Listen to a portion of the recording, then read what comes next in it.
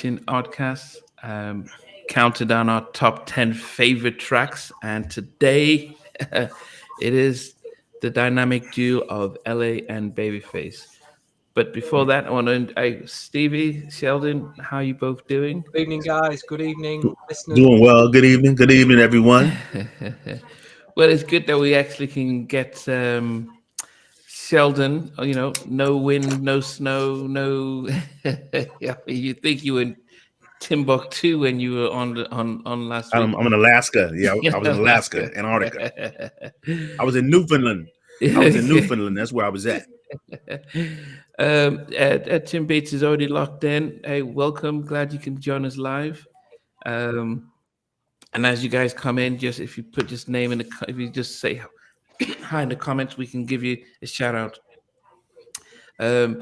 How's it been, Stevie? How's your week been? Old school flavor, how you doing? It truly is the January blues. We've had obviously a shocking week of weather with the cold, the snow, and today is just even worse. It's just we're getting a storm with heavy rains. I mean, I'm just dreaming of a paradise holiday at the moment. So get me through the grimness of January. Who invented January? January. It is. Hey, Joseph Perry, what's up? Glad you can join us. Old school flavor. Sheldon, how's it been for you? It's been well. The weather's it's been kind of grounding us here. We've been having to work from home a lot because of this travel. Travel is kind of like a little dangerous or whatever. But other than that, it's pretty good. On the music side here, everything is pretty quiet. Nothing really major on the horizon. Okay. Okay. Who have you been talking to behind the scenes, Namdi? Usher, Super Bowl. Super Bowl. Okay. Yes, we'll look out for that. It's behind the scenes. Yes. Warren Campbell, he is a producer, songwriter. Did Mary Mary. Well, he's married to Erica from Mary Mary. And he's currently working on they're co-producing MC Light's new album. So she's signed to him. So that's going to be some good stuff. So he talked about The Wall and how they got Teddy to feature on that. So that's going to be a good one. And I'm trying to get Case because as well. But outside of that, find interesting 90s. There's a lot. Let me see what I found out that was interesting. There's a lot. Just Babyface times without LA. Yeah. So yes. So Joseph, there is going to be some talk about some of our tracks if it was just LA but just Babyface. Big Mike, great to see you. Yes. So okay, we can start our greetings and stuff, but we got the gang all tuned in, and please, as we go through our top 10, please make sure you put your top 10 as we go for our number 10. If you can put in your comment your number 10, hey Colin, it'll be great. So that at least we'll all see where we start. So Babyface and LA and Babyface. So do you want me to start? Or what we should talk about first is how their sound changed from the mid to late 80s going into the early 90s up to about 93. It did change. You had that whispers kind of 80s groove sound. It's like pre-New Jack sound, very upbeat. It had a boogie groove to it. It was poppy. It wasn't fully New Jack then until about 1989, 1990. That's when their up-tempo sound changed with the likes of Bobby Brown and Pebbles. Yeah. So by 92, it did get a lot tougher. So it was an interesting shift. The dance side of their sound. I mean, I'd say the formula for their ballads didn't really change. You could spot a Babyface ballad straight off.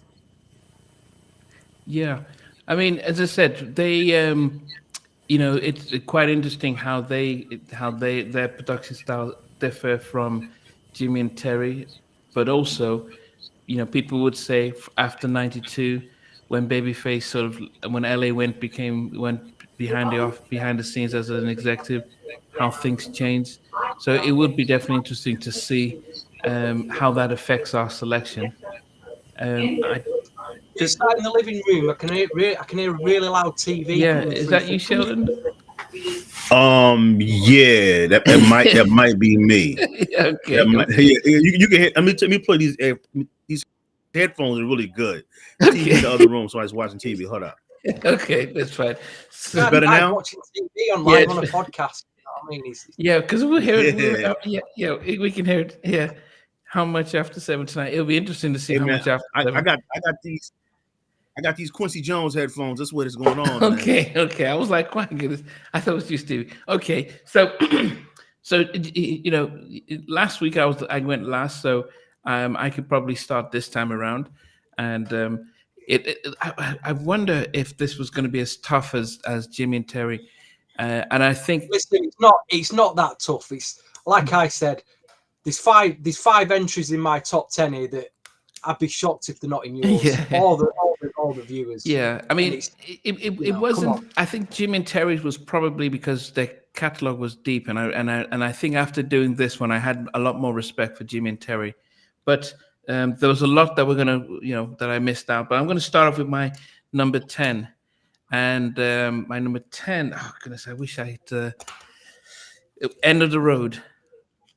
Boys to Men. So that just sneaked in, And actually, when I look at Big Mike's number 10, that was very. Can't change number. You can't change Yeah, that. I looked at that, and it's on my list that on like number 11 that could have just sneaked in, but it was End of the Road. Number 11. Yeah, it was. So End of the Road was number 10, and one okay. Sheldon almost fainted with that news, but it was my number 10. He's got Hello, to switch his Fox Moon. TV off. Yeah, no, it was my number 10. I think it was really really introduced Boys to Men to a wider audience, but it's just just a really beautiful song. So that made my number 10. Stevie, what about your number 10? I just it was, but that track obviously it's the biggest ever record, isn't it? End of the Road. Yeah. I don't think it was any bigger. I mean, it was a record that I got my sleeping bag out for. I'll be quite honest. It was there. It was there. It was probably Babyface's David Foster moment, along with a few Celine Dion records. But that's one record I could leave quite easily. Like I say, I reckon 5 of my entries in my. I've actually got a top 20. I don't know when we can read this top 20 out, but if we're starting at 10, I'd say 5 of my entries. You all should have this in your top 10, and of the other 5, I've thrown a few surprises in there. And at number 10, it's just a record that I've always listened to. I'm not saying it's like the best LA and Babyface production or song, but it's just a record that's, it was one of the beginnings, one of that late 80s beginnings of that dance sound. And I think it stood the test of time. From a group called Dynasty or Dynasty. I don't know how you pronounce it in America. Dynasty. Yeah, they had a lot of albums out in the 80s, but they released one in 88. And there was one track on the 1988 album produced by and wrote by LA and Babyface. And it was called Tell Me Do You Want My Love. It was released as a single. I've tried to look for the video today, but there's no video on the YouTube of it. But just a great groove, great LA and Babyface groove. Great chorus. The chorus, as all the choruses in LA and Babyface, they just stick with you, don't they? So, as a bit something different to start my top 10, Dynasty. I heard that one before YouTube it. Tell Me Do You Want My Love from 1988.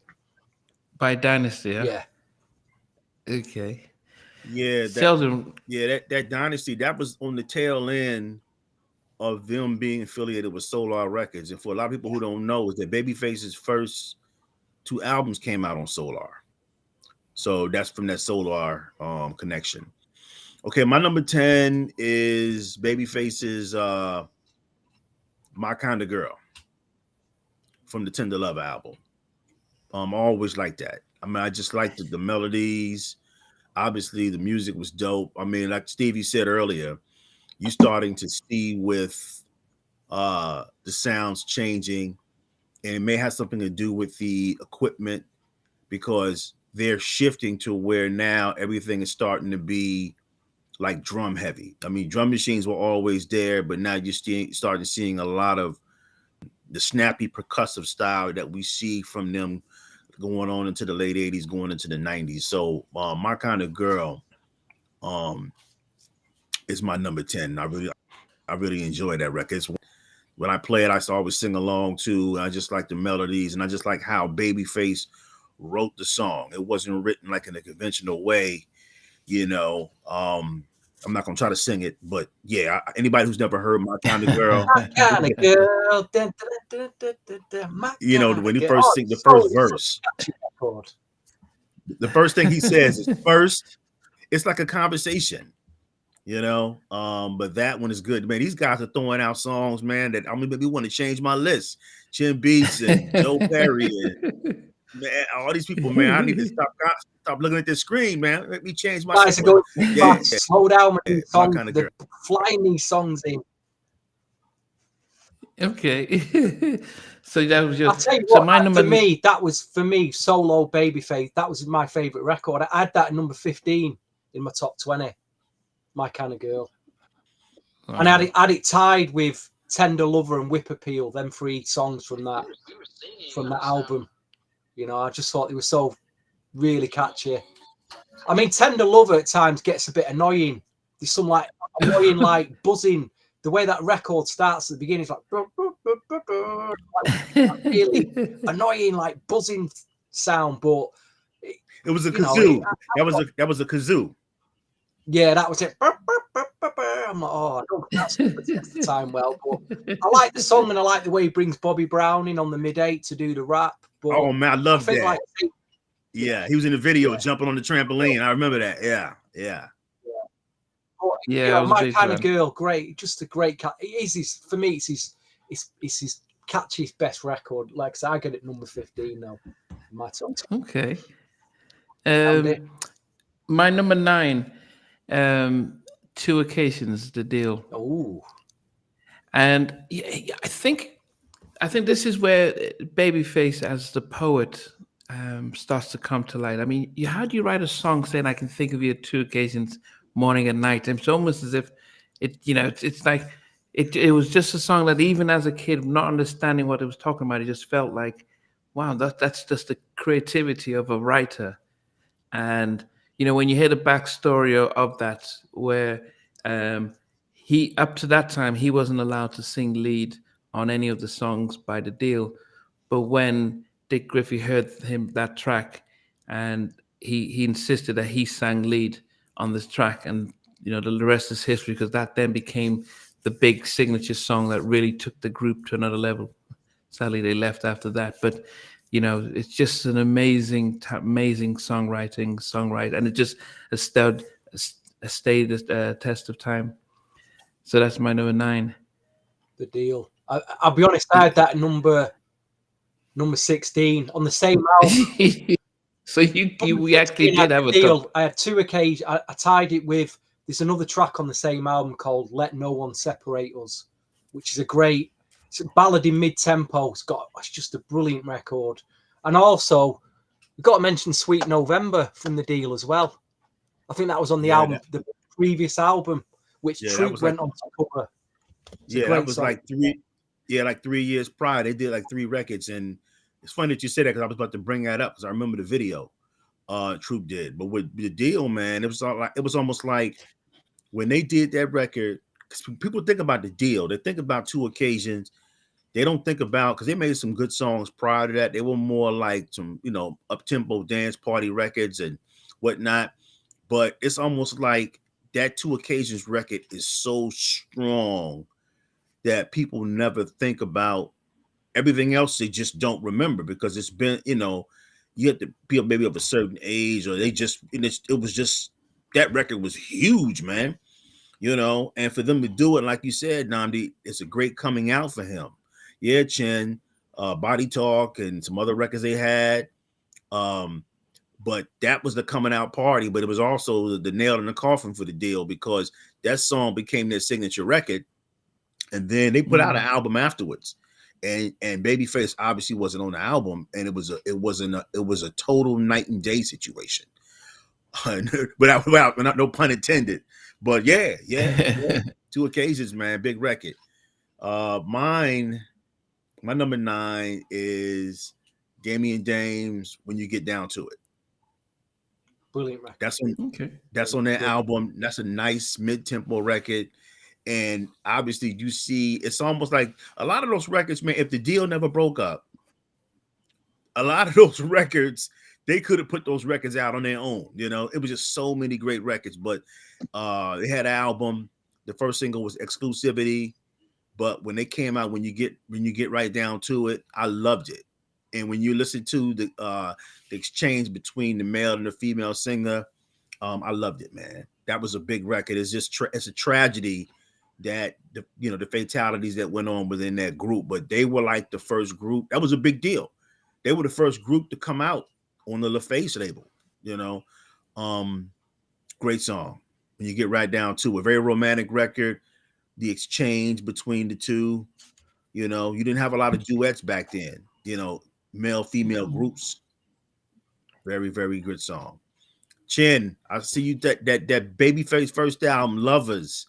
I Got You, Babe. I remember that. And if you've ever seen the album cover, it's 2 album covers. When the Tender Love album blew up, they changed the cover with Babyface by the fireplace, but there was another one. They had like a cheesy cover with balloons, and he had makeup on his face. Yeah.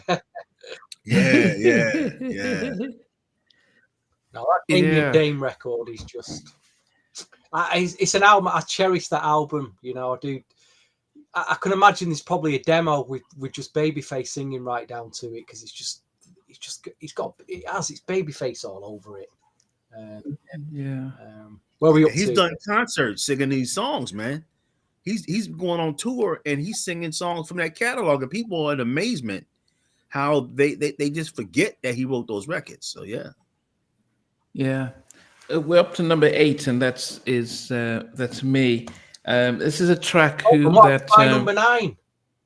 Oh, it was it. Okay, go ahead, Stevie. I thought it was Stevie then Sheldon, but go ahead. Because you started off in ballad mode for the last 2 records.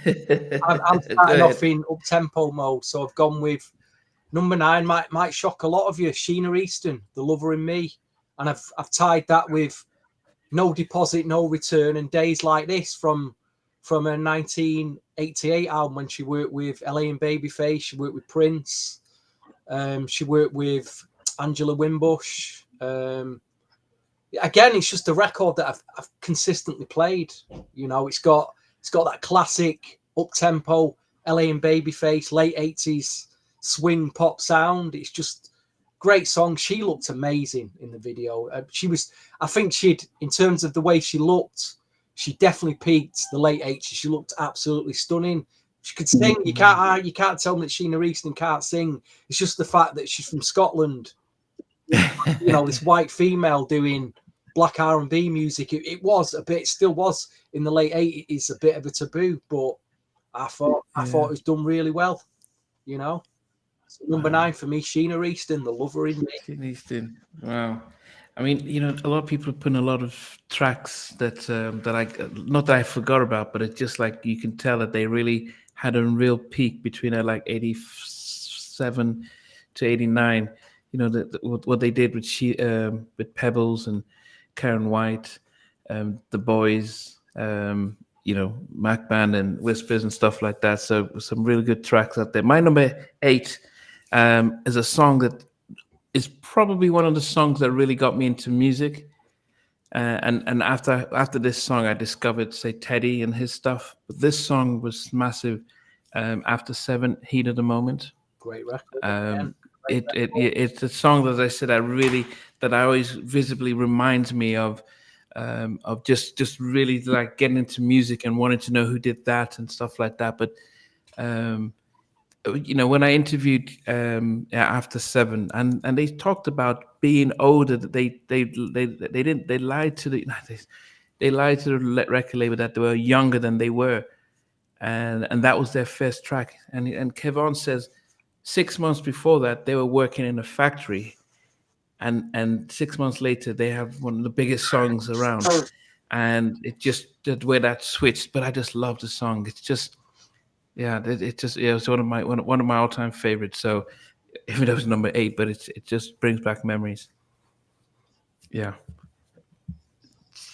My number So 8 is Two Occasions. We already talked about it, but okay. big record, great record. I think that when you look at the Jewel, yeah, Kavan may be older than Kenny. Yes, I think. When you look at the Yeah. records, if Kenny you was had the to pick, youngest. Yeah. when you look at the top, when you, I won't say top, but when you look at the most memorable records, that's out of that whole Babyface situation, it's Two Occasions, and I'll say memorable record. There are people I'll just stick with that record. When you look at that song, people may not know who wrote it, who sang it, but when they hear it, they'll be like, "Oh, that's the record I remember from my mom." Those Generation Z people. Mm. But obviously, I've seen them perform. The Deal performed a record on BET. They got back together about maybe 5 or 6 years ago, and they were performing the Yeah, I saw record. that. That with LA on the drums. Yeah. Yeah, and people lost their minds, man. Then of course the Babyface and the Teddy. When he put that in Two Occasions on, it changed the whole mood of the whole verses that they had. It just changed it. He Mm. put the live version on. He didn't put the regular version on. He put the live version on. And just people lost their minds, man. So yeah, big record, good record.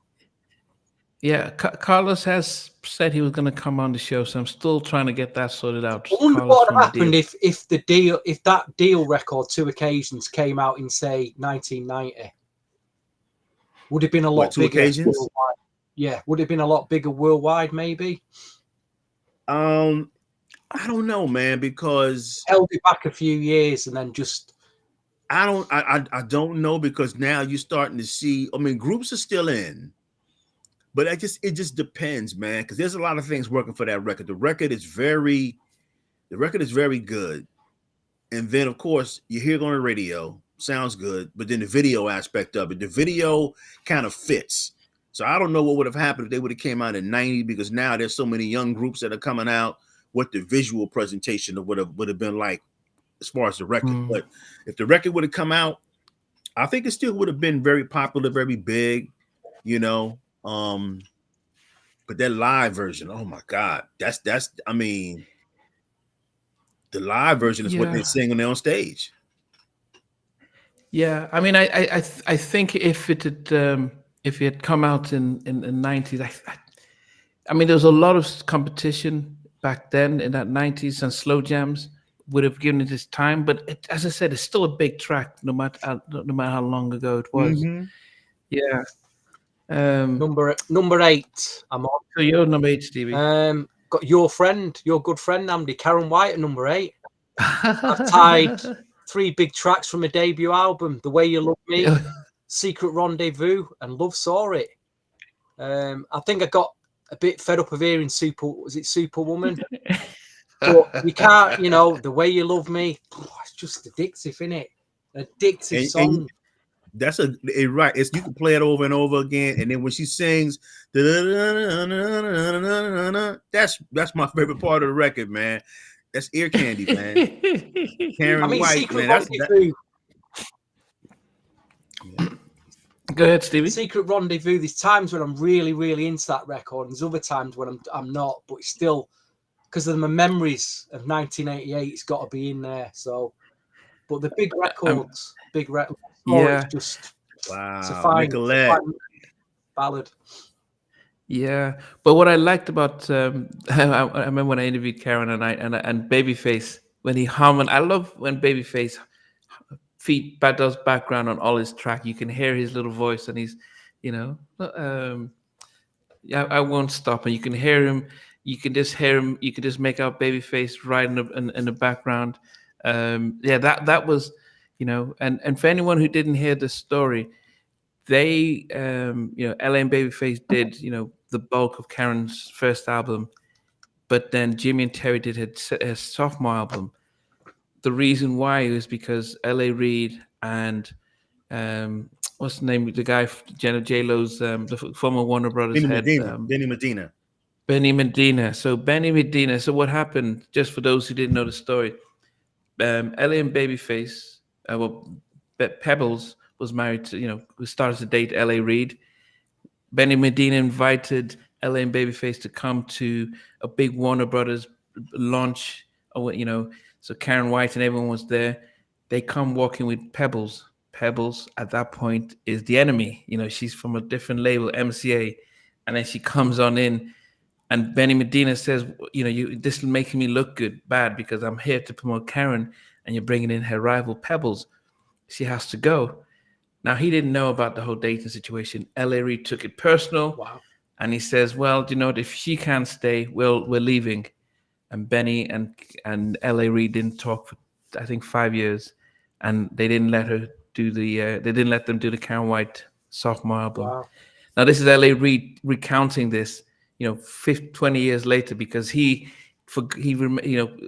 says, yeah, we fell out, and that's why I couldn't let you do the Karen stuff. When I interviewed Karen, she had no idea. She assumed that L.A. and Babyface were doing their own artists, like Tony Braxton and stuff. So that's why they didn't want to produce her. But she didn't realize that actually it was because Benny Medina fell out with them and blocked them from working with them. So it is because they knew how to get the best of Karen. Because, Karen White did all the background vocals for Johnny Deal's Prerogative album. She Fair Weather Friend, My, she's all singing out the background and all that stuff. So it would have been an awesome thing if they had done a sophomore album. But, I did say Karen White was your best friend, didn't I? Yeah, no, I love Karen. So you had so what we've just done. So you just did number 8. Yours number 8. We're on number 7 now. We're on number 7, Namdi. So off you go. You're number 7. Okay. So my number 7 is a song that they did for the Soul Food album. Ooh. And it's called A Song for Mama. With Boyz II Men. Nice Such a, Babyface is just a powerful stuff. I think, but he's really good at getting Boyz II Men to interpolate his songs for him, and that's just an emotional track, and it is up there with Dance My Father with Luther. So it's just a really emotional, powerful track. It shouldn't just be played on Mother's Day stuff, but it's a really, really powerful track. So yeah, that's my number 7, Song for Mama by I think there was just Babyface on that one. Boyz II Men. So I need to dig that soundtrack out and listen. I don't think I've ever even listened to that, to be quite honest. Well, yeah. So that was Soul Food, right? Yeah. Yeah. I think I got the soundtrack for the up-tempos. There's a few big up-tempos on there. There's a total track on there. Is it Boys and Girls or Boys or something? I can't remember, but probably what I bought it for. But yeah, nice surprise. I like that, Namdi, even though it's another sleeping bag entry. Sheldon, what makes your number 7? My number 7 is going to be Slow Jams. Group Midnight Star. That's one of the earliest records that Babyface wrote as a songwriter outside of his group. The record's called Slow Jams.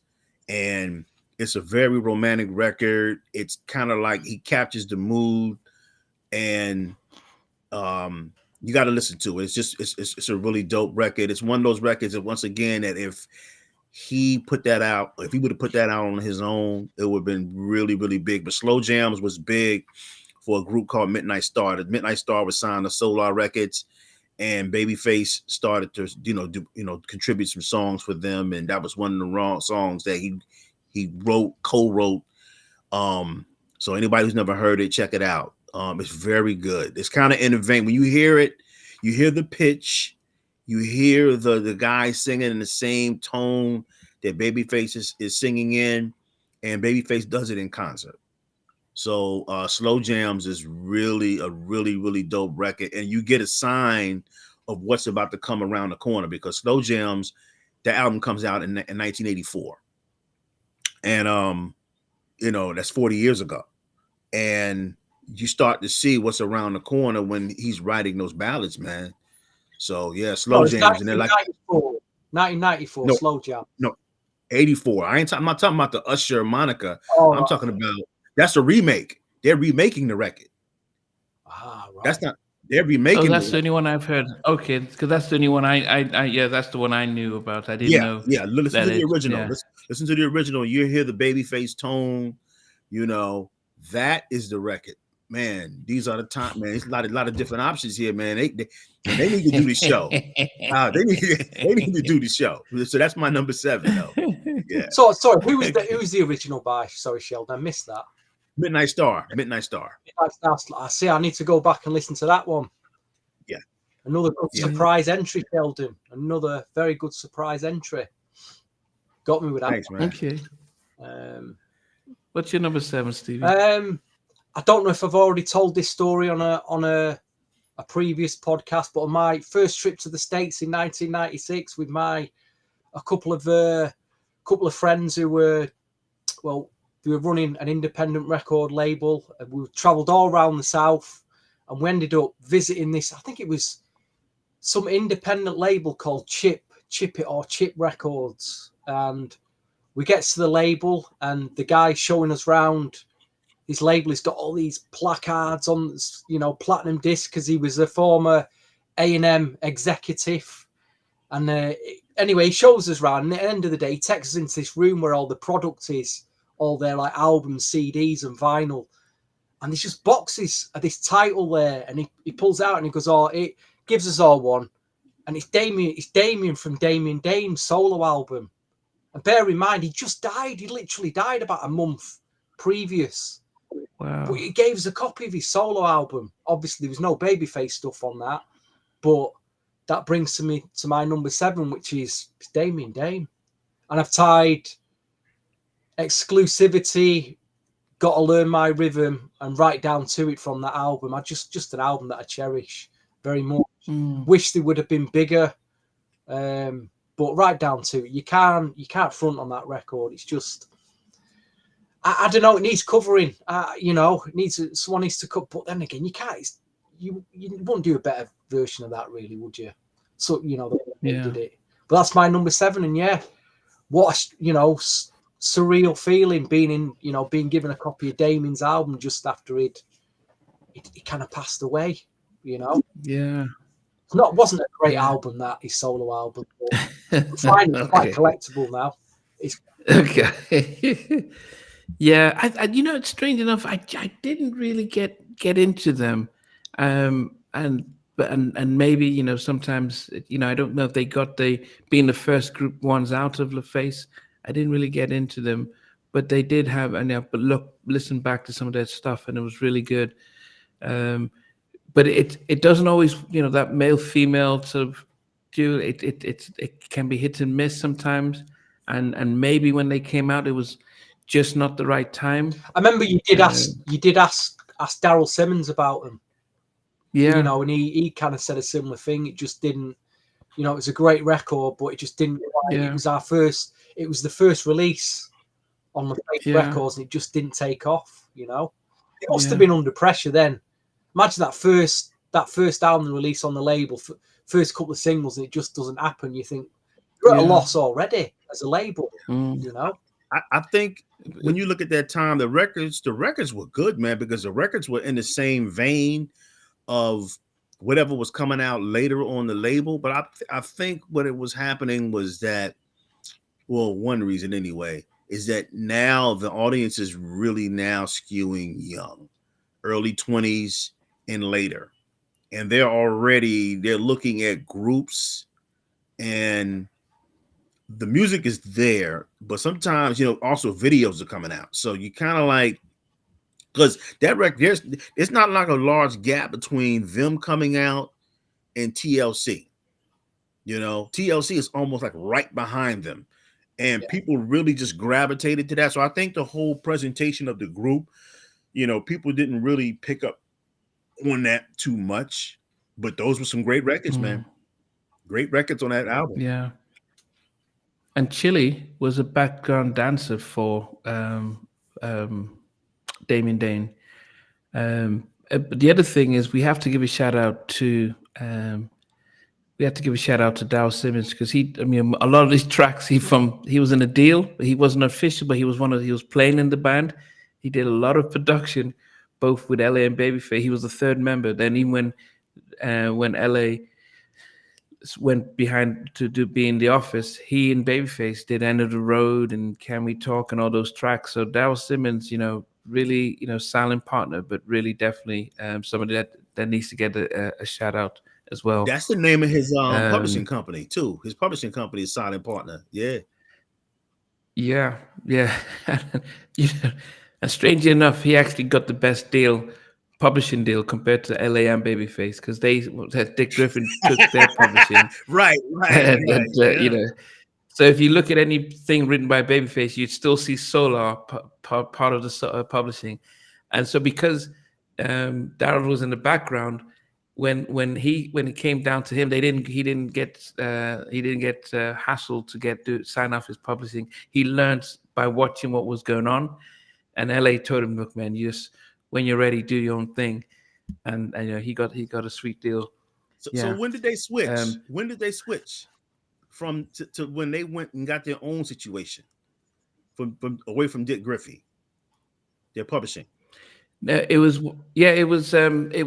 Clarence Avant that gave them that opportunity when um, I think it was something where Dick wanted to give them a production deal, but they just didn't feel like he was learning a lot of business, and LA just didn't feel as if this was good for them, and so that's when they broke away from the deal, and then that's when they Clarence introduced them to the other. I was going to get the other gangster, but what's the name of the guy from Arista? Clive Davis.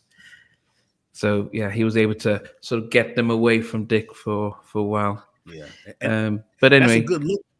go ahead.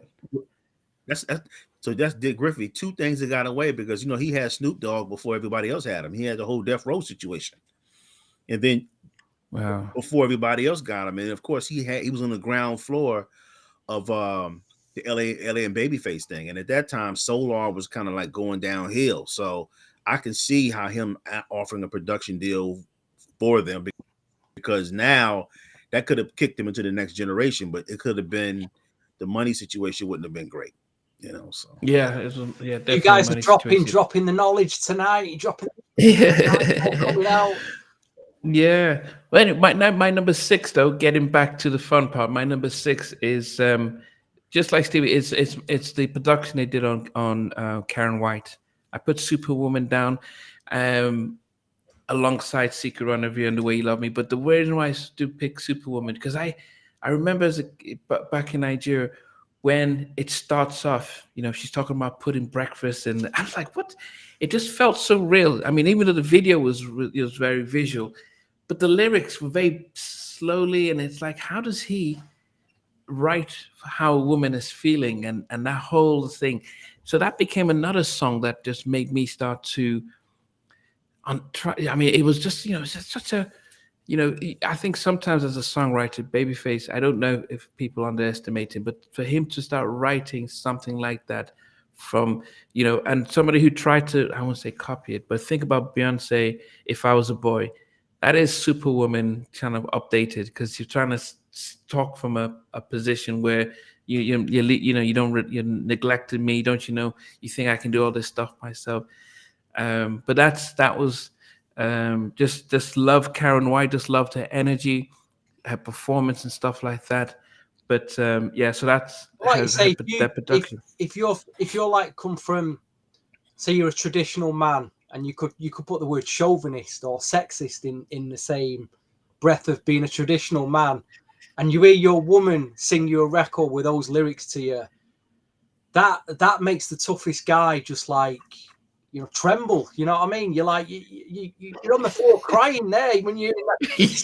You know what I mean? In that song Superwoman, I mean, it is a woman's anthem.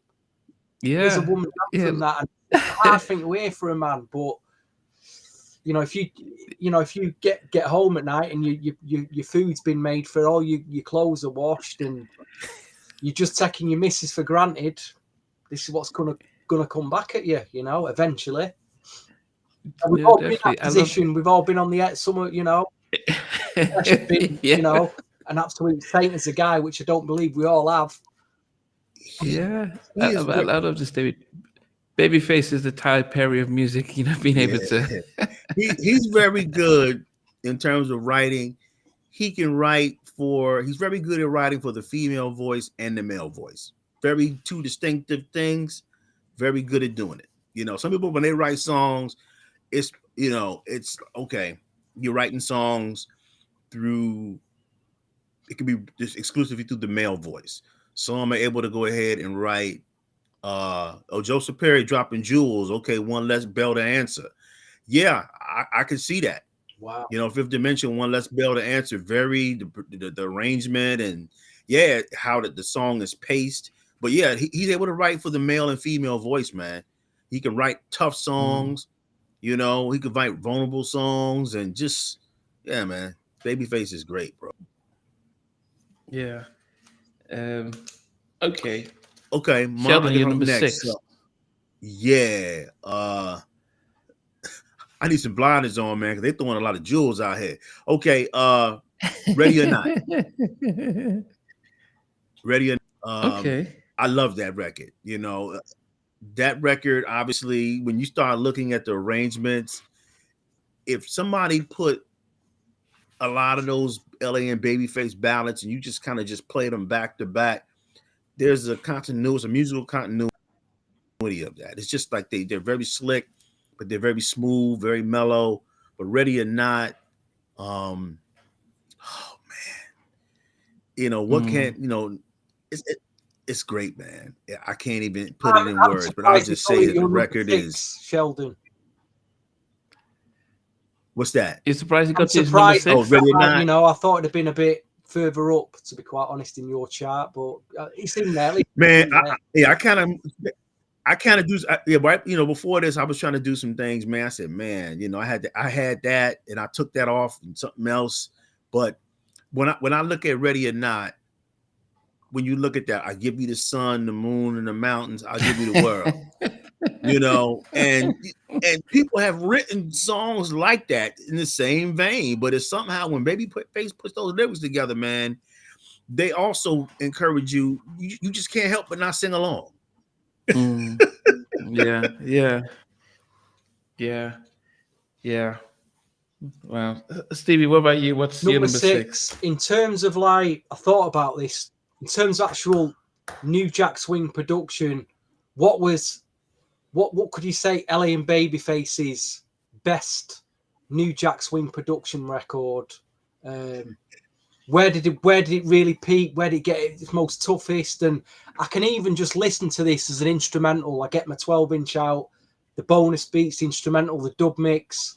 It's a long record, but I think it's their best New Jack Swing production. I don't know whether how the viewers are going to... But I gave it to Pebbles, giving you the benefit of the doubt, or giving you the benefit. I mean, you could say it got very tough with Bobby Brown's Humping Around, but I'll give you the benefit. I thought in terms of a piece of New Jack Swing, I thought it was their best New Jack Swing record. So at number 6, I got Pebbles, giving you the benefit of the doubt. And I also threw in Girlfriend, which, again, it's the same with Secret Rendezvous. There's times when I'm really into Girlfriend, I can and there's other times I just can't listen to it. But it's still in there. And I tied it with Stay With Me from a second album as well. Stay With Me it's a Daryl Simmons record, I think, but it's just a great song and great groove ballad. But give me the benefit. Yeah, so when that came out, I was still in Nigeria, and that was a big track. Big track. I'm trying to think, any listeners, can you tell me a better full-on New Jack Swing production from LA and Babyface? And possibly, here's one, and it's at number 14 in my chart. Possibly Jermaine Jackson, I Dream a Dream, the remix of that. That is tough. That is a New Jack production as well. I Dream. So again, and that was 91. Pebbles, Give Me the Benefit was 91. So I think they peaked there with they'd really hit their sound, New Jack sound around that period, Okay. That's number 6 anyway, Pebbles. And on top of that, she's very quiet. She's very quiet, Pebbles. We need her in. She's been very quiet for years now. We need to hear something, because all we've heard about is TLC complaining about her.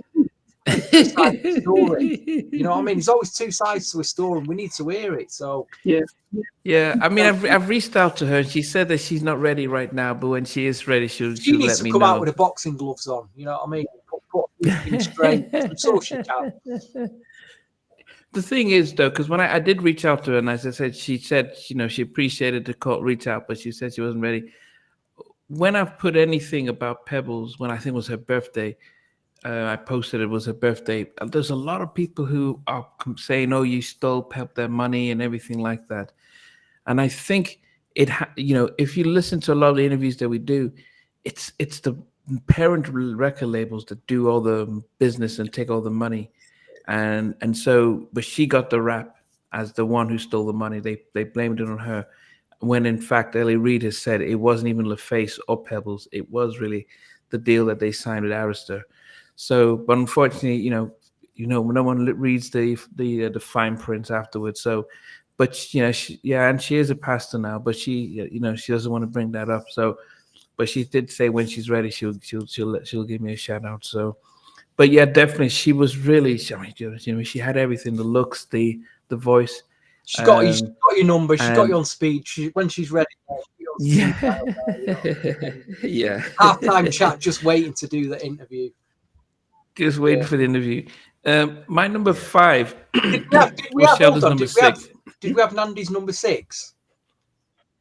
Yeah, my number 6 was the super. Can I start off? So mine was Karen I'm White. getting confused at where we're at in this time. Yeah, so you've done your after you. Then I start with number 5. And my number 5 is Sheldon's number 6, Ready or Not. Goodness, yeah, it is. I love Kavon's. I love his how he comes in, and then I definitely love how the late Marvin would start it off slowly, and then Kavon would just take it to another level. I think, when they were working with Boys to Men, I think they were able to use that type of formula. But man, it is such a beautiful song, and they've got they had a lot to compete with, after 7, because they were much older than everyone else that was coming out, but they had the tracks, they had the secret formula, which was Reid and Babyface and Daryl Simmons producing the music for them, and just love that track. After 7, Ready or Not. Great that it's in your top. Great that it's in your top 10, Namdi. Sheldon's, if it's in mine, we'll see. Steve, Sheldon, what's your number 5? My number 5 is going to be the Jacksons. Nothing Compares to You. That was that record. I'm trying to tell you, man. When I heard them sing, it was crazy, man, to see the Jacksons singing like New Jack Swing, and I was just like, wow, they're doing the Jacksons, and of course that's the same album. Teddy did some songs on them too, but I was wow, to hear them sing. But when I'm hearing the record, it was just, they executed the record very well. And it's like, one thing about the up-tempo records that LA and Babyface are doing, there's a certain rhythm, there's a certain cadence. No matter who's singing those songs, it's really quick. You hear Karen White, obviously the Jacksons. A lot of people, when they sing these songs, they have this rapid-fire lyrical flow, the way the vocal arrangements go. And it's a signature, man. And to hear them do it, because my mind, I'm used to them producing themselves, man. From years back. But to see them do it, I was happy, man. And then you see the video and they're out there trying to dance and whatnot. But it was a great record, man. I loved it. No, yeah, I have to give it to you. I mean, it made my top 20, but it was definitely big hits. And I by this time I'm still in Nigeria when that came out, and it really took them to another. It reintroduced the Jacksons to a generation who didn't hear them before Michael left. So it was a Yeah, big album for them. that record. I mean, it's like how they ended up doing it. It was that when Michael Jackson was doing his thing, they were going to drop them, I believe, and Michael made sure that they had another album in the can to keep their contract with Epic. And when they're singing the song, I love how when they're incorporating all their voices, because you listen to Randy singing the first verse, and then you hear Jermaine, he's doing the bridge, and then you hear Jackie's falsetto floating over everybody else's, man. And it's a great use of all three of the main singers, their voices, because obviously Marlon is not there, Michael is not there, but the whole usage of their entire voice. I would have loved to see them do an entire album with those guys, man. Yeah, I'm sure they. It was great.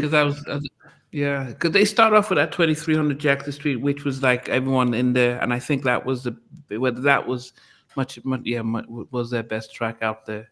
Yeah, Okay. yeah. And then of course on the New Jack side, real quick, the She record that Randy was singing on. I think that even when Michael was gone, it gave them a whole different dynamic. But that Nothing Compares to You, I love it. And then I love how it was real clever, because right around at the hook, it kind of like you said, it's a reintroduction, because they say, "Hey Randy, do you love her? Hey Jackie, do you love her? Jermaine, do you need her?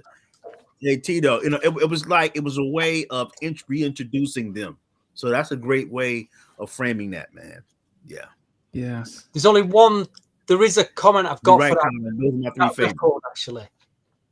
Was that? It was that was number 18 in my chart. The only gripe I've got with that record, not the album mix, because it's did anybody buy the 12-inch mixes? There was 12-inch put out, and normally when you get a remix, they take the record to a different level. They improve it, they either extend it, or it's another mix where they actually toughen it up. But they ruined the remix. It's like, what I can remember about that remix was there's a bit in it where they just take the groove out, and like, where's it gone?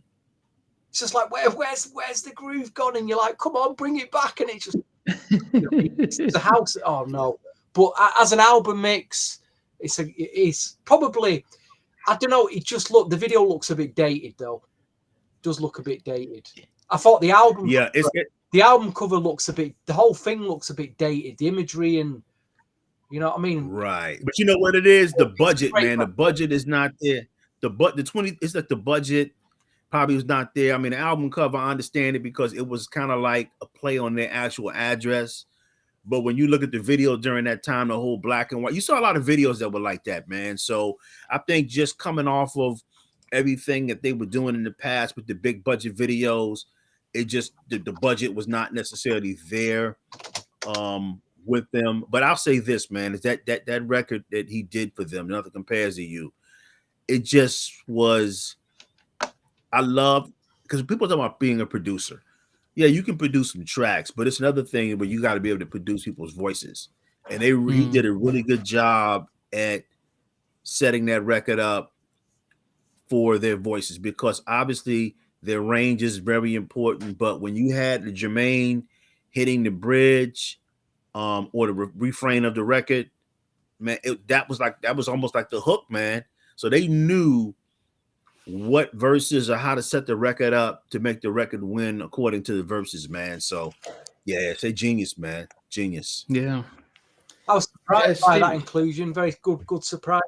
Good surprise. Thanks, mate. Appreciate it.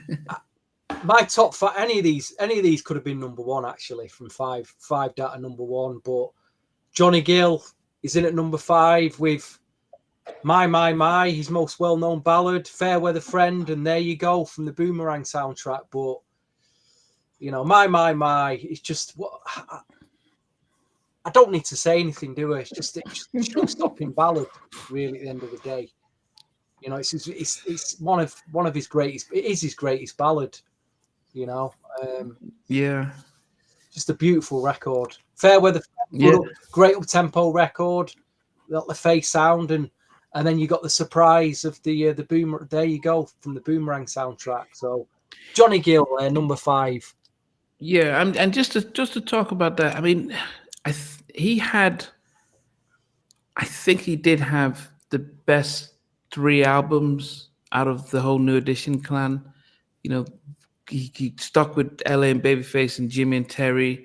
Did a few himself, but he really had solid production. He came out with some really great albums, and it probably could have been if Motown had got their act right. They should have sold a lot more albums. The third album and as well, but yeah, they knew how to get the best out of him. Yeah, you can't argue with that. They And had good actually, chemistry. yeah, they definitely. And but the fact that he worked with both Jimmy and Terry, and LA and Babyface, and really got some great tracks. Um, this was a surprise inclusion for me at number What, 4. another one? Yes, it is another We've had one. a few from you already. But it goes back to the songwriting of a Babyface, and this comes from the Boomerang soundtrack. Love should have brought you home last night. Yeah. And it's like, you see it in the movie, but it's like, who writes a song while love should have brought you home last night? You should have been with me. It's just always like, it's a song that makes sense. It's a story that makes sense. And this was the introduction of Tony Braxton, of course. And the whole rumor is that the song was supposed to be sung by Anita Baker, but she didn't feel as if that the substance fit her. And she suggested, hey, why don't you let the lady who's singing the demo, which was Tony, why don't you let her sing it, because she's got a unique voice. And they said, okay, might as well do that.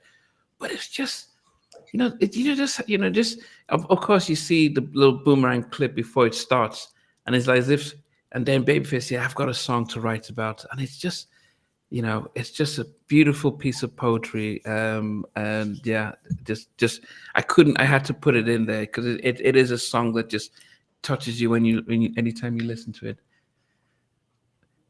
What number are we up to now? Where are we up to? So that was my number 4. All right. So is it my turn now? Yeah. Oh, shit. I can't remember. Right. Number 4. No, but it's Sheldon as number 4 goes next. Sheldon. He's gone to sleep. Okay, mine is going to be. He's gonna sleep. Mine is going to be my. Great record, obviously very romantic record. The thing I love about those records that they, my, and all the records that they're writing is that unlike today, when you hear songs now, you can hear them, but you don't know the name of them. You don't know the name of the songs. You can hear them and they may sound good, but you can't remember the name. But when you hear you these LA and Babyface records, you know the title. And then the lyrics, they're just timeless, man. Timeless record. And think about it. When I think about them, those guys had a monopoly. It's anybody that's putting records out, you have to go to them. But my, you're talking about that's one of those records that you bury in the time capsule and you dig it up years later, and it's there. And the Raider record is so potent that it's not even ready to be sealed in the time capsule yet. You got to wait another 15 to 20 years to seal it in the time capsule, man, because the record is now. It works now. It works now, and it's so potent that I don't think anybody has ever tried to remake that record, So yeah. Yeah. But when you think about, I mean, how do you just decide to write a title, my, and stuff? Just my, and at first I thought, some people will think the song was called Red Dress because that was the beginning of it. But of course, Chris DeBarge had the song Red Dress, A Lady in Red. So I think. But that's genius, though. When your lyrics, it's not even the hook, but the lyrics just stand out. I mean, it's 3 records, like you just said. I think it was the one you just said. Okay, it was my, and it was another record, Your Choice. I forgot which choice that you had, but it's 3 records that they had. Oh, Love Should Have Brought You Home Last Night. Yeah, Love Should Have Brought You Home. Very clever lyrical records, but they're conversational tones. And the other one, obviously, I may wait, because one of you guys may bring it up, but Babyface just it's like you understand concepts, man, and you're Do you think writing in it. It's very simple. Babyface? Do you think Babyface listened to a lot of 70s Barry White songs? I wouldn't be surprised. I mean, he's of their age group. I wouldn't be Because surprised. he kind You of know, told a lot of stories in the 70s. He did song. He got these really long song titles. You're my first, my last, my everything. No. yeah, man. He was the master telling stories with really long song titles, and he come from Yeah. And then they fit. yeah. Even when Yeah. you're writing, even when you're looking at exclusivity, you're wondering how can you write fit exclusive a song, but he did it. Yeah. Yeah, Stevie, what about you now? What makes your number 4? I picked this one. Not only was it like a universal big hit at the time, it's just the way they did 2 versions of this record: the album or the radio edit mix, which it's got a big like intro and then goes straight into the song, boom, and then there's the epic 9 minutes plus 12-inch mix, which is like it's like a movie over 9 minutes. The way it just builds and builds and the groove and everything, but it's the Mac band Roses Are Red. Everyone has been asking about it. Just a great song, it still makes all the 80s compilations that come out today, still gets played on the radio. That epic 9-minute mix, though, if anyone's got the 12-inch mix, dun dun dun dun, and the way it built, just epic. And like I said, the radio mix just goes straight into it, and you're just singing along. It's an anthem. It's an anthem, and to me, it's like, it's just not. I don't think in terms of LA and Bay, they don't mention that record enough. I think it's one of the best. No, and maybe because the group themselves didn't do much afterwards, but it was one of the. I wouldn't want. I hate calling them one hit wonders, but it was a big song for a group that just didn't pick up after that. And it was a global hit. And when I talk to guests and I say you had a global hit, and I said, well, no, it was big in the States. And I said, look, it was big in the States, it was big in Europe. But at the time, for 7 years of my life, I was living in Nigeria, going to school. And if a song came over here, you're crossing over. So I said, look, that's a global hit. And so it just narrowly missed down to my top 10. But that is, of my generation, if you play that, everyone knows the track. Simple chords, simple lyrics, roses are red, violets are blue, but all I know is that I love you. I mean, it's just, almost as if Babyface was being lazy, like, well, let me just try and do a little nursery rhyme here. And this is the difference between when LA left the production stuff, because all the drum, when I interviewed Daryl Simmons, he says LA's drum programming is what set them apart during that 80s, because he did all the drum programming. Then they would do all the melodies and the writing. But that's when you could see, if you look at all those big tracks that he did with Bobby and Karen and Pebbles, and it was all the whole LA's drumming, the beat drum, and then the lyrics at the background. So yeah, that's a massive, massive track. I'll tell you what, the way it's going, we could have our first triple number one, triple tied number one here. Let's think it works out.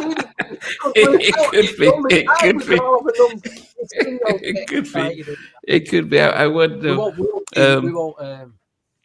Yeah, well, it may switch. But my number 3, and I had to put this in number 3 because I think my number 2 was the forefather of this track. Tevin Campbell's "Can We Talk." Now, unfortunately, it's been played out a lot, but it is another Babyface sort of like love poem stuff. And he had that track written years ago, that before he decided to give it to Tevin. But it's it was just one of those songs where you listen to it and you could be in his shoes, like, man. Especially if you're not played, the girls come easily. If you're in a position where, man, I wanted to talk to this guy, I just don't know how to ask her out, you could relate to that track, So that was, and I think the fact that the way Tevin delivered it in such a sweet, innocent way, is what we miss in music today. That type of innocence of some music, it almost would, because in the 70s and 80s, it felt like music was so innocent and sweet, and we could see it. Then they went when R. Kelly came in and says, "Man, I just got to pump and grind this thing." It just seems like it just overnight switched. But that was just still remembering when love songs were valid and innocent. So yeah, And you got to look in terms of just Kevin pulling it off, singing that record, because like people now, they just sing to be sing, just to be singing. But to present the record, he's selling the record, he's presenting it, he's capturing the vibe and the mood, just versus people, just somebody singing over a beat. It's almost like he's the equivalent of like if Michael Jackson was like 15 years old singing it. He's singing a record. He's selling the record. He comes across very well. It's believable when he's telling the story, man. And that's a great record, man. I think you talk, and it's a testament to their catalog, how these songs just pop up in the consciousness. Like somebody, I think it was Chin Beats, was referring to the Roses Are Red that used to be on the McDonald's TV commercial. So when you look at the song quality, man, that these guys have, it's great, man. Yeah. What about you, Sheldon? What makes your number three? My number three is Babyface. Where do you go? From the Tender Lover album. I love that record. It's a haunting type of ballad. Wow. Didn't expect that. It's a twist. I mean, because it's not one of the straightforward ballads like I Love You and Roses Are Red and Can We Talk, but he's at a crossroads with the person he's singing about, man. And when you listen to him sing the record, it's almost like, yeah, Where Will You Go in Sunshine? I mean, that's like I could just put them three in there all together. Yeah, Where Will You Go? And there's another one, but Where Will You Go? It's a great song because it's a down tempo record, downbeat record, because I won't say it's a dark ballad, but it's Poking Out Pity Pat. He summed it up for me. Their songs make you feel like deja vu, like you heard it before, but also listening to that record, you can place yourself into the record because he's at a crossroads with the love of his life, and he's kind of recapping, telling the story of how happy they were, how great they were, and then it's just like now they're at a standstill, and he's like, "Hey, who's gonna love you like I do? Where will you go?" Mm-hmm. And of course, he hits that high pitch, at the end to bring the record home. So yeah, Where Will You Go, man? Sunshine is really super dope too. But that's my number three. Okay. Tell Stevie, you what what, about yourself? number one, guys. I'm anticipating number one here from. Wouldn't be far for the tie for the first day. See, this is the round that'll decide it all. Anyway, number two. What a great debut album from this group. I mean, I love the album, but I've tied about 3 or 4 records in this. Ready? No, it's your number three. Your number three, not number three. two. Oh, sorry, number 3 is Tevin Campbell. Same as you, Can We Talk? And I've tied it with there's 3 great ballads on that second album. Always in My Heart, which just haunts me, and I'm Ready. All 3 of them are just you can't. It's hard to touch that. Them 3 records, just great songs. And I've given number 2 away there, but anyway, it doesn't really. Yeah, well, we could maybe not though. Maybe not. Always in My Heart. Yeah. Can We Talk? But Tevin always. I'm Ready. Yeah. Just incredible ballad. Again, Daryl Simmons has a lot to do with them as well, I think. Yeah, he definitely does. I mean, I and I appreciate the fact that when he remembered the interview that I did, and he shouted me out when he did his Christmas message and stuff. But for those who didn't know, Daryl Simmons went to high school with Babyface, and the moment he saw him, he said, "This guy is so good. I need to just cling to this guy." and there was no ego. It was like, man, this guy's better than I am, and I'll just be beside him. And when he goes, I What go. was that group they were in? And Is it Mandrill? I can't remember. What's Sheldon? Man Child. Child. Yeah. Yeah. So my number two, and after we do our number two, we're going to summarize our. We'll go do our top 10 now. Well, 9 to 10 to 2, and then we'll also talk about some of our, the misses that we didn't get in our list. But the reason why I put this as number 2 is because instead of Can We Talk, is because this is the forerunner of Can We Talk, and this was Roni, because it was the track where it was like, wow, look at him. He's talking about the kind of girl that you'd want, the little rap in there. I just, oh goodness, better than that Girlfriend Roni. record that was in far better than that Girlfriend record. But but just think about, they got Bobby to be sensitive in the whole stuff. If you believe in love and all that she can do, I mean, I'm thinking about, wow, what kind of girl is this kind of thing, And the story behind Babyface, in an interview, he said is that they used to have when he was in the deal, they wrote the song when he was still in the deal, and Roni was it was a sort of code name for a groupie. Yeah, okay, you got a Roni tonight, and that's how he sort of picked that was how he used it to sing about it. I was going to say it's Bobby's best track, but it's not.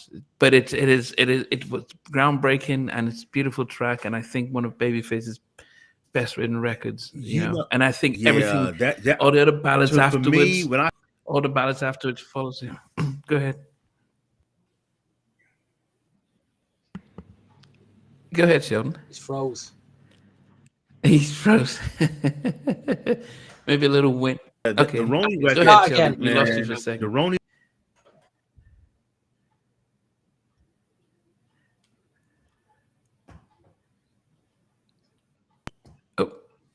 Oh.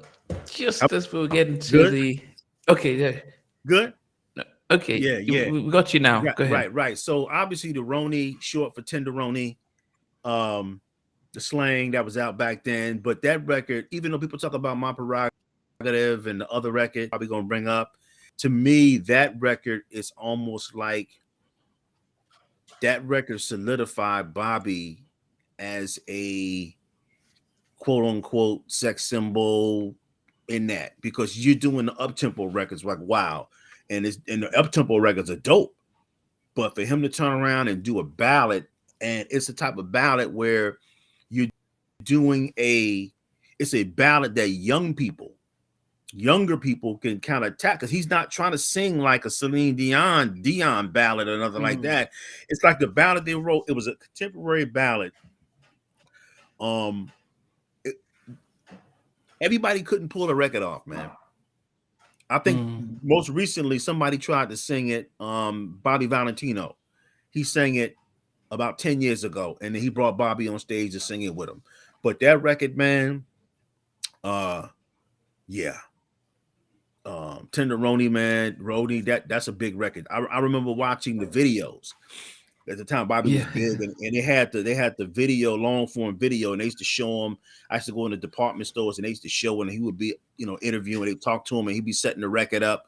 But man, I think that Roni record just was like that, kind of like solidified his appeal. Here's one for the UK viewers. Does anybody remember the 7-inch picture disc release of Bobby Brown's Roni? Or was that Rock With You? It's either one or no, it's Rock. I'm getting mixed. Rock With You. Yeah. Rock With You. Rock With You was the one. I forgot. Rock With You was the one Bobby Valentino did. Rock With You was the one, but that's what it was. Picture disc release of that. Yes. Okay. Yes. No, yes. See that. I wanna. So you've gone for Roni at number. And my number 2. Sheldon, what's your number 2? I struggle with this one. Number 2 for me, Don't Be Cruel. Number 2. Oh, whoa! Number 2 is Don't Be Cruel. There it goes. Then we're not gonna. Don't be. It could have been my number one, but I said, you know what? I like another record better than that.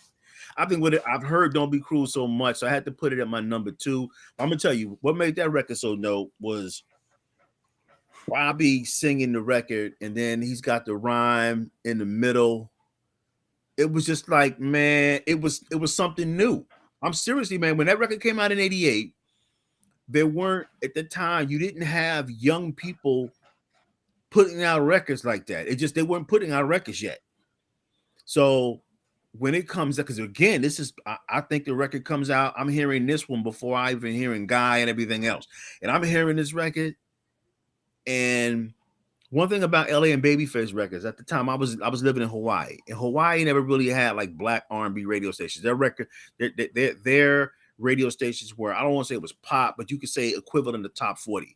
And I'm gonna tell you, LA and Babyface records lived on pop top 40 radio, whether it was Pebbles, Bobby Brown, Guy records. No, they hated Guy records.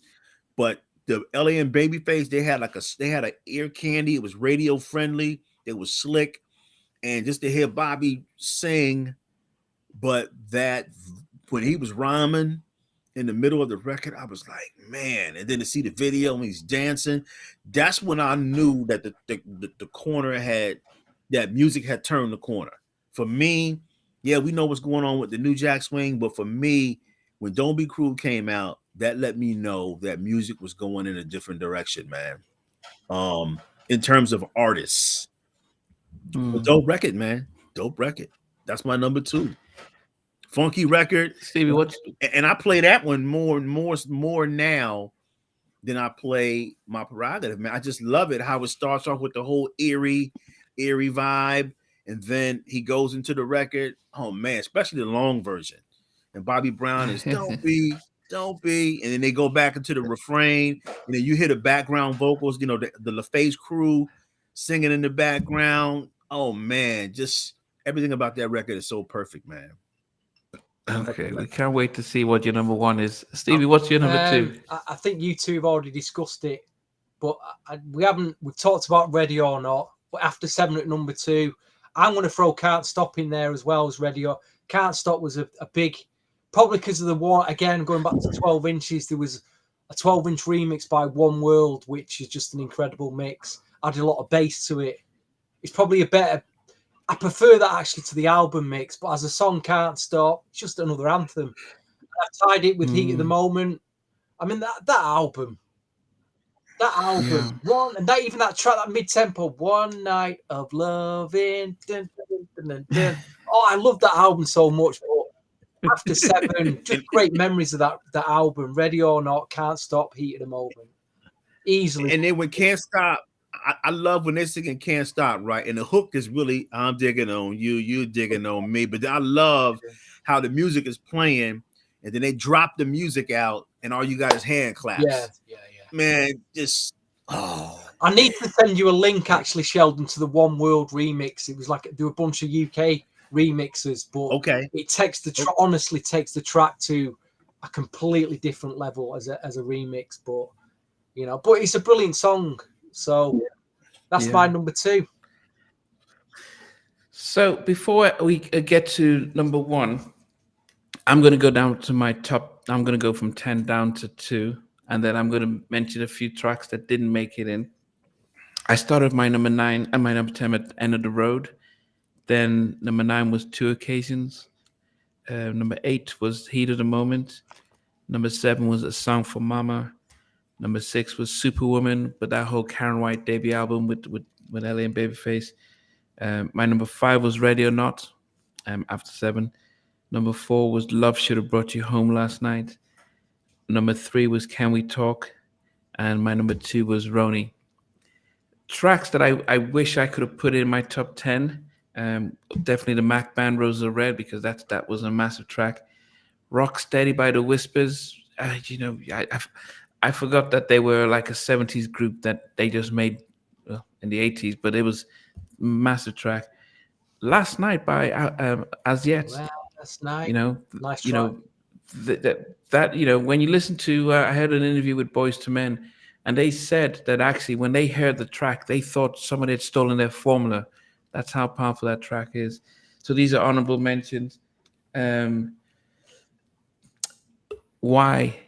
Oh, 3T. forgot about that. Why does Monday? Oh man! And it wasn't just because Michael was in it, but it was just the same Babyface and his ballads, man. Um, but there were some tracks that Babyface did that influence other people.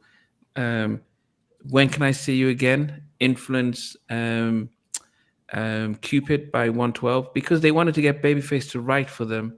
They couldn't afford him because they ran out. The budget was couldn't afford him, so they did Cupid based on when Can I See You Again, and the same thing with Kissing You was they did the same thing. So a lot of groups really that was just a beautiful track, and two other tracks that I wish I could have put in. The Boys, Down My Heart. As a kid, they like, look at these kids just like me, singing and dancing. Down my heart, to call my baby on the phone. Down my heart. And they were little kids. Oh, man. And you know what? Madonna's Human Nature, was it called Human Nature album? Bedtime Stories. Bedtime Stories. Take a Brilliant Bow. record. Brilliant record.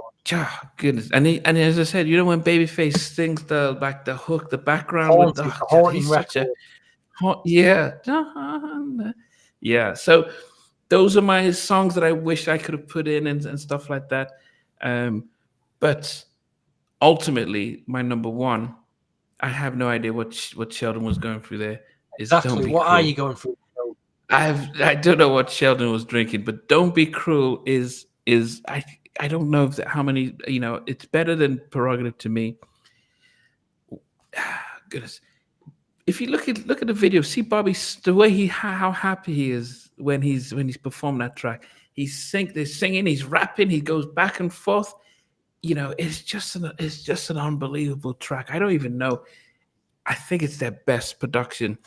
I think that was them at their best, and so I think it was they got Bobby at his best with that. Don't Be Cruel. I mean, not knocking you, sir. I'm sure your number one is going to be something different. When you see my number one, you'll understand. Because that to me, that is because you see my number one, you'll understand. But you're right, that's their best as a duo, as a production team. I'm kind of giving away. I'm kind of giving away my number one because it's not. It's a Babyface songwriting song. It's a songwriting production. Yeah, no, that's fine. But just to really, I mean, I'm sure people will who would listen to who if you just go and just say we've given you our top tens and stuff. But if you listen to don't just go just search it and look at it. So when I was in Nigeria, the rumor was that Karen White was given the track, but she said it was just too much rap, so she turned it down. Now, of course, Karen says no, that wasn't never the case. Both Daryl Sims and Carol says no, and Karen said no, that wasn't the case. But it was just that song actually set. I think it's Bobby's best track. As much as I love Teddy, but I think that was his best track. So my number one there. So Sheldon, go down from your number 10 to 2 and some of the tracks that couldn't make it in. Okay, My Kind of Girl, number 10. 9, when you get right down to it. 8, 2 Occasions. 7, Ready or Not. 6, My. 5, Nothing Compares to You.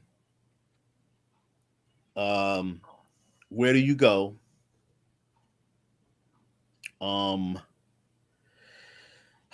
Don't Be Cruel. And then my number one. Okay. No. Before your number one, some of the tracks that okay. Honorable mentions. Any honorable mentions? I got a few honorable mentions. Not Gonna Cry, Mary J. Blige. It's No Crime, the Babyface record, the Tony Braxton record, Let It Flow, Sunshine, the Babyface, Rock Steady by the Whispers, Last Night, End of the Road, I'll Make Love to You.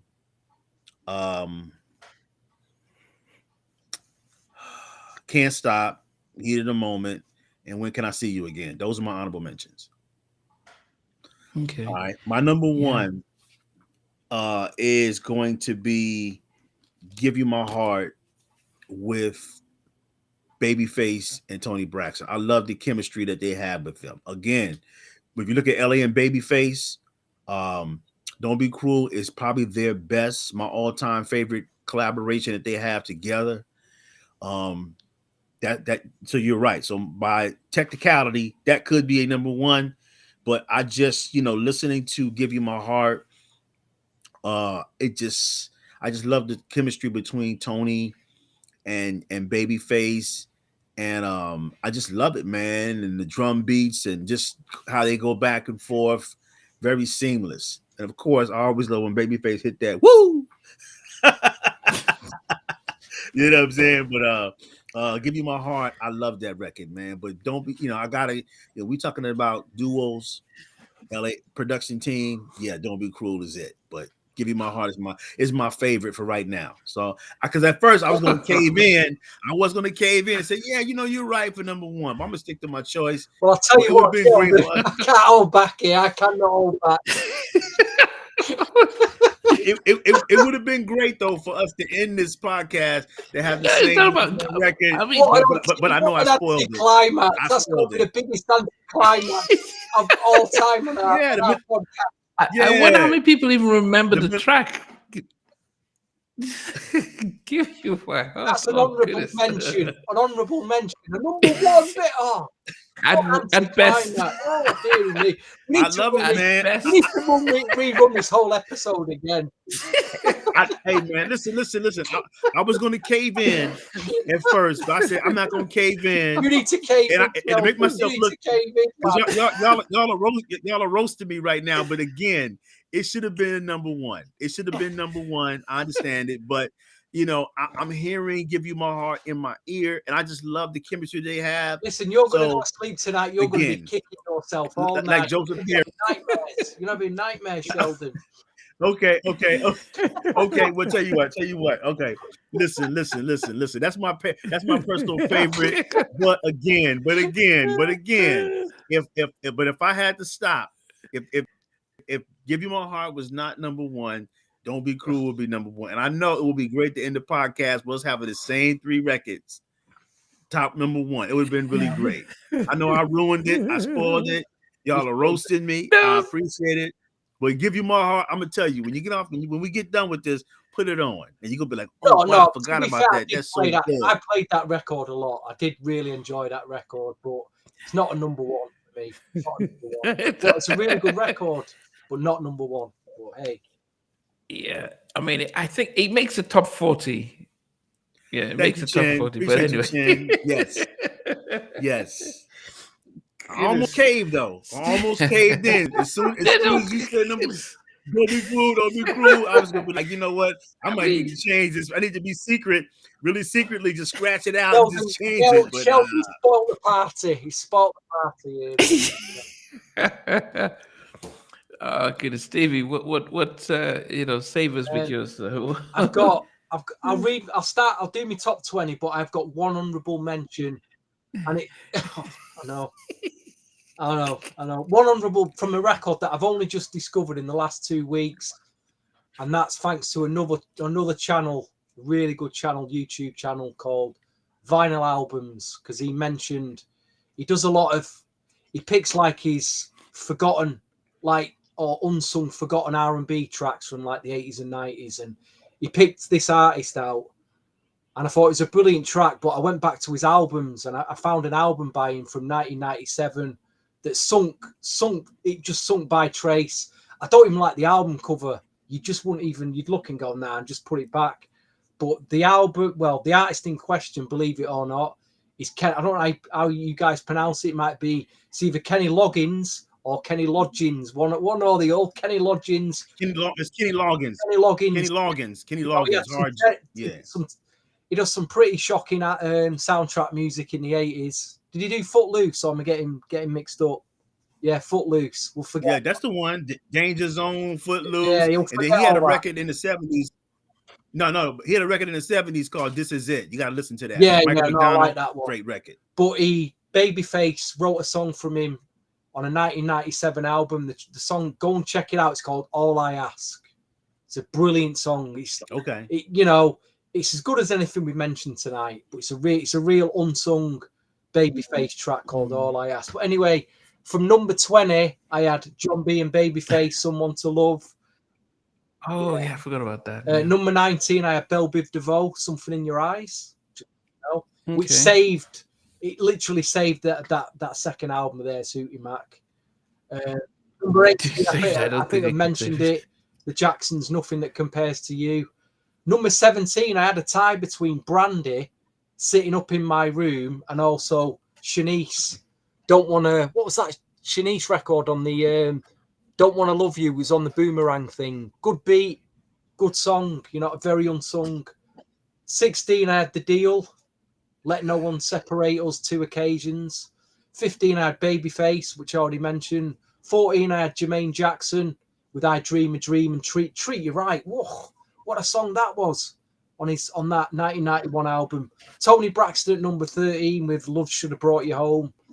TLC at number 12. We didn't mention TLC. No, Baby, I don't. Yeah. Digging on You, Red Light Special. And at number 11, I debated putting this at number 1, but I thought, like Sheldon, I'd have got absolutely roasted. But number 11 had Madonna, Take a Bow. Yeah, it was a good track. Surprised myself there. Yeah. So number 10 was Dynasty or Dynasty, Tell Me. Sheena Easton at number 9 with The Lover in Me. Number 8, Karen White with The Way You Love Me. 7, Damien Dame, Right Down to It and Exclusivity. 6, Pebbles, Giving You the Benefit. Number 5, Johnny Gill, My. Number 4, the Matt Band, Roses Are Red. Number 3, Tevin Campbell, Can We Talk. Number 2, After 7, Ready or Not. So the big number 1, I tied 3 records together that just my all-time favourites. Don't Be Cruel, Every Little Step, and On Our Own. My big 3. I can even throw Rock With You in there and roll. Yeah, what makes number? I mean, what's your ultimate number 1 though? I know you've tagged them in, but it's got to be "Don't Be Cruel" because when I heard that, I'd never heard anything like it before. I didn't even know it was L.A. and Babyface. I've never even heard of L.A. and Babyface when I heard that record. I just thought, here's the new Michael Jackson. It is Bobby Brown. A new star is born. Here he is, and his stardom really only lasted for 1 album, which is a shame. And I got to keep, every podcast we do, we always talk about Bobby Brown, don't we? He is the king of R&B. Well, that wraps up. Is there anything? We had a great top 10 from our French viewer. What's she called? Still can't pronounce her name. Can we get it up? Savage One. Yeah, can we get her top 10 up? Because she wrote her top 10. She split it into 3 parts. But it's it's a very mid-90s top 10. It seems to avoid anything pre-1993. Yes. Yeah, look at that top 10. Number 10, Water Runs Dry. There Babyface, good track from around early 2000s. Red Light Special, Tony Braxton, 7 Whole Days. Yeah, fine record. Yeah. Few Good Men. Yeah, forgot about that. Have I never? Hoe of My Own, Highland Place Mobsters. Jeez. Babyface, How Come How Long. Johnny Gill, Tell Me How You Want It. Mary J, Not Gonna Cry. Number 2, Something in Your Eyes. Number 1, A Damn Thing Called Love. Yeah, it's a very mid to late 90s. Yeah, really good. Solid top 10. That. Yeah. Okay, one of the things we left out. I got one more. My ultimate honorable mention is the fictional Milestone group. Oh yeah. Oh, I Care About You. The Milestone. Milestone. Girl, I care about you. I care about you. Yeah. That's my. Yeah. Go ahead. A lot of us did not include anything from Waiting to Exhale, and actually, if you do soundtracks, that was Milestone, but because that, people put Mary's Not Gonna Cry. It was a beautiful song, but it's a depressing song. I listen to that and I feel depressed anytime I hear that track. So I as much as I know it's a good song, I hate listening to it because it sounds depressing. you could feel that it's, oh goodness. So yeah, I skipped that track. But It's you a know what beautiful though? album. They're very good when they get that record for her because she's coming off 411 and she has those sad songs and all that. So that record was that was like custom made for her, it seemed like. But I Yeah, remember. yeah, yeah. Because she's yeah. Yeah, yeah. I mean, it actually, as I said, we'll do a soundtrack stuff later. But yeah, that track by Mary, "Not Gonna Cry." It's it's just like, oh goodness, it's I switch it up quickly, like, oh man, no, Mary, it's not. I'm not ready to be depressed today. Tell you what, we haven't Kind of mentioned thing. really. What did we think of the Whitney Houston songs that Ellie and Babyface did with her? Because they were very poppy, weren't Yeah. they? Oh, my name's not Yeah, Susan from that Queen of the I'm your Night. baby But tonight. the And Shoop and all, man, Oh, those I love that. records. I'm your baby for nine. Yeah. Yeah, I'm gonna tell you something. When they put those songs out on those albums, I mean, those albums are okay. And I think that when you look in terms of that, they kind of the song I love the most from that album is called Miracle. for me, they just It's a didn't do it for Whitney, though, did they? You considering all them great songs he wrote, where was the great song for Whitney? Did they give her one? yeah, but So what Babyface said in an interview was that the mission from Clive was to just get her the Black connected to the Radio. black market. So Yeah, they didn't want a big, massive hit because she was having those big ballads and they were selling the records. But she felt that when she got booed at Soul Train, so it was like, no, just make a record that she can be re-embraced by the community. So we don't want, it doesn't need to be 20, 30 million. So that was their remit. So that album sort of, that was the mission for that album. And then after that, she did "I'll Always Love You" kind of thing, and she was we embraced her. So they did what they were supposed to do. I thought it was. yeah. I thought they were It's disappointing. I thought they were disappointing. I'll be honest. Yeah, but that was what that Clive wanted. He wanted to do a yeah. safe record, safe album. Nothing. Don't go doing big ballads and stuff like that. Just do something Yeah. real safe. That record, when you Yeah, listen to that one, I mean, Miracle, like I said, that one is a few other ones. It's a more soulful R&B based album. When you look at the album cover, she's like she's sitting by a motorcycle. So they was like trying to change the whole image, no glamour situation going on. And you're right, they were trying to do a record straight to black radio. And so it's kind of a balance between the two. But I think that it wasn't as strong as the first two albums, but they made up for it. They made up for it when she did the waiting to exhale. They made up for it because the shoot, and yeah. everything else that she's doing on that, it was just really, really good. Yeah, it's a lot But stronger. it would have been great for them to, yeah, very strong. Um, Yeah, we- but Narada Michael we- Walden and was we- dope for her. Yeah, yeah. Yeah. And we didn't talk, we didn't do too much of Babyface post LA. So when we talk about Every Time I Close My Eyes and When Can I See You Again? I mean, he was, I mean, he did some nice solid stuff, but they didn't make their big impact as most of the stuff they did in the 80s But that you know what it really is? were. You know what it is? Mhm. Those albums that he was coming out, like for the Cool in You, was that record, that's Soda Records. But when he was doing the record that came out in '96, that was more like a mature. I think people had kind of like moved on because the R&B was going into like hip hop soul. So I think it was great that's where he got off. He got off that train. He was able to ride the New Jack train, and he just jumped off before it went into hip hop soul because now they're singing off of loops. So, but that record he did in the album he did in '96, he had I think it was Eric Clapton was on that album, or it was one, and Stevie Wonder. That album won a lot of Grammys, man.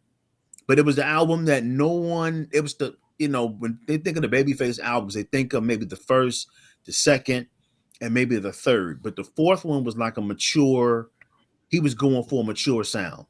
So that one, but that was the biggest one in terms of as far as the reception with the Grammys and all of that. But yeah, the post Babyface stuff was really good. Obviously, when we dig into that Waiting to Exhale album, that's where you see a lot of that. Obviously, like Kenny G and a lot of stuff. But I'm thinking that now he's doing stuff now for like I won't say an older audience, but it's not now. You're just not geared toward younger artists.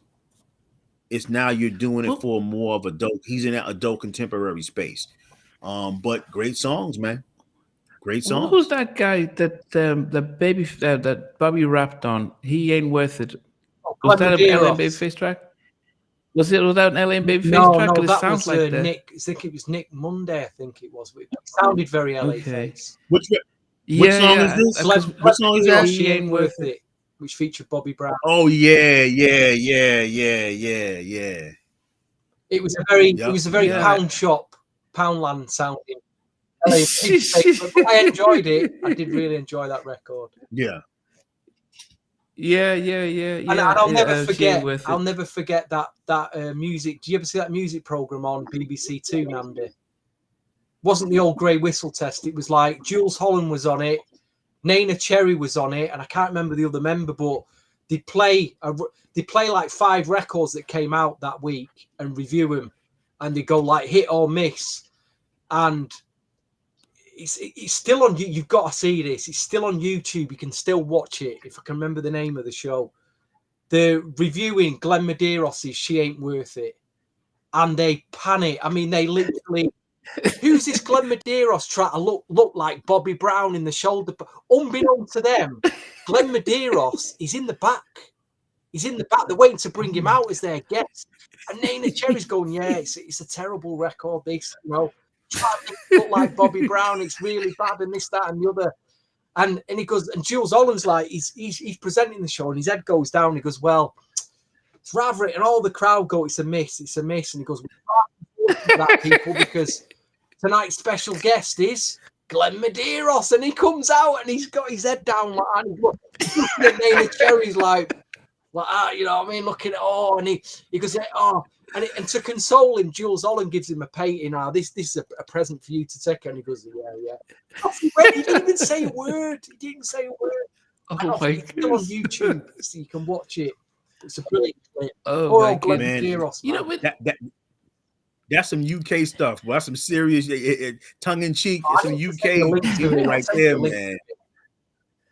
But I'm gonna tell you something, man. When you look at that, Bobby had a run, and obviously Bob Record was what it is, man. But that first album, most of the hits were coming off the LA and Babyface side, man. And you talking about from 88 to 90, Bobby had a record out. But anything he touched. Yeah, I loved it. It ain't no. It ain't. Is that the one he did? He rapped on it. Ain't. It ain't. Girl ain't worth it or whatever. Tell why it. No, it ain't no. It ain't a crime. Yeah, on Babyface he featured. No. My kind. Yeah, I think it's my kind of girl. No.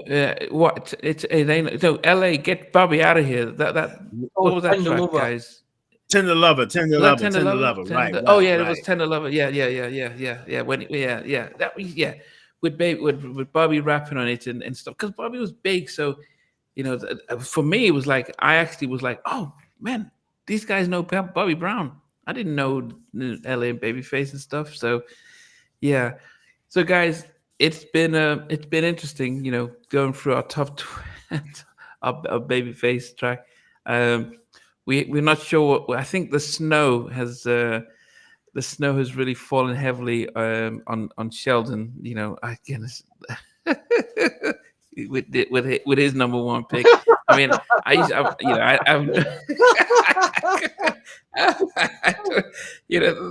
that was as left field as you could come with that one. Man, but anyway, I'm telling you, look. All I said was, look, man. If we were doing the LA and Babyface, their greatest production, that's what we're doing. But we also included Babyface records too. He's picked his favorite Babyface records too. So so that's what I'm saying. That's why that was the slight edge. But Don't Be Cruel that's their best. That's together. It really, really is. It's their best. Sheldon's picked his favorite. So just be prepared to get roasted. We don't agree. I just gave my favorite, man. We didn't say, we just favorite. Yeah, I wonder how easy it's going to be next week. So yeah, people are saying next week is Teddy Riley. Should we delay? Do you So think we should he's delay my that one? Oh, it is. The yeah. thing is, Next if we week's do Teddy. the Teddy Riley one, that is like, how can we top that after that? Should we delay it and maybe do another? I don't know, do somebody else. So I don't know.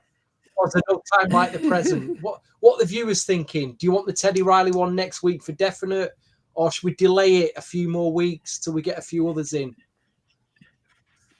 You know, we could get a Kyle West in, we could get a Dallas Austin in, we'll get an Untouchables in. You know. But do you want your Teddy Riley next week? We've got the big Teddy Riley next week coming up. The consensus seems like it's Teddy Riley. I guess they want us to break the internet. You know what I mean?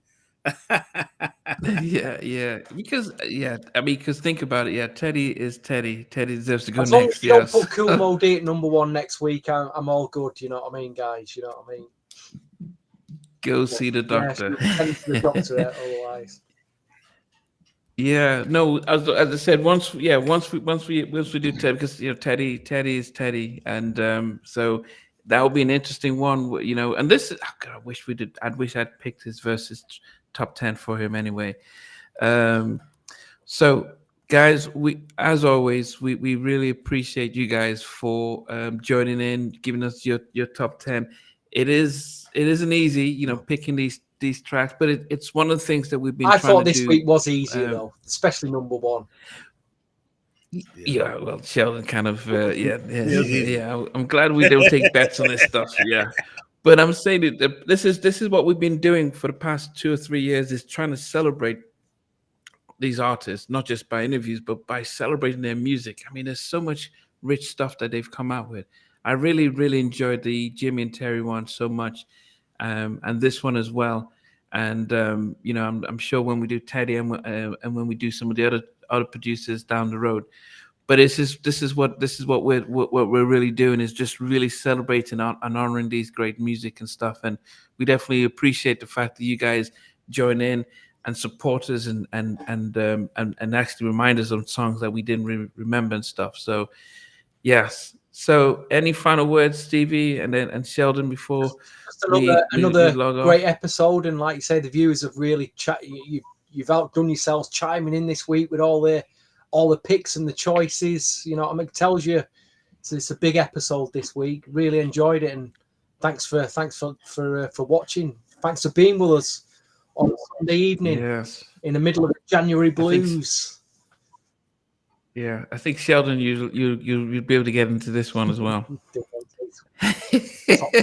So anyone that missed it, Sheldon didn't even think Devontae Swing would enter his top 10 producers. He just snuck him in there at number 9 or so, almost as if, well, no, might as well put him in there. At number 40, Devontae. Yeah. Top 40 choice. Number 70. Yeah. Listen, man. Listen, I understand quality over quantity, because if you're going on quality over quantity, yeah, you got to give it to them. But when I'm looking at other producers in terms of the longevity and all of that, hey man, I'm sorry, that's why he's my number 9. Yeah, I mean, I've seen a lot of messages about Michael Jackson. That would be a tough one, but and it's probably hard to. Can we do a top 10 Michael Jackson? I don't even know if you could do a top 10. Could do it. Okay. Yeah. So that'll be something we can put out there. But anyway, guys, we appreciate you guys tuning in.